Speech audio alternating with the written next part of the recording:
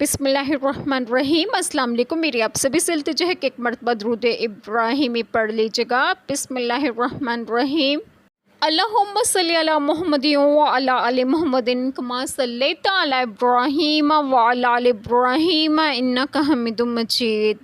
अल्लाहुम्मा बारिक अला मुहम्मदिन व अला आलि मुहम्मदिन कमा बारकता अला इब्राहीम व अला आलि इब्राहीम इन्नका हमीदुम मजीद। बिस्मिल्लाहिर्रहमानिर्रहीम।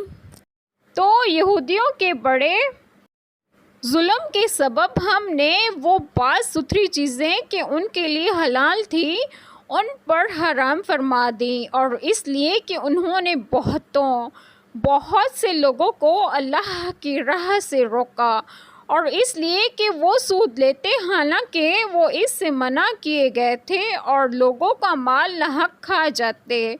और उनमें जो काफिर हुए हमने उनके लिए दर्दनाक अज़ाब तैयार कर रखा है।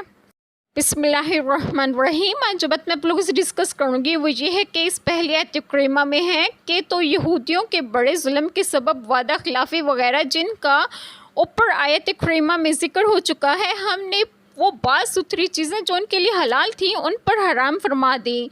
ये इसलिए भी क्योंकि उन्होंने बहुत से लोगों को अल्लाह ताला की राह से रोका, और अगली आयत करीमा में है कि और इसलिए कि वो सूद लेते हालांकि वो इससे मना किए गए थे, और लोगों का माल नाहक खा जाते रिश्वत वगैरह हराम तरीक़ों से।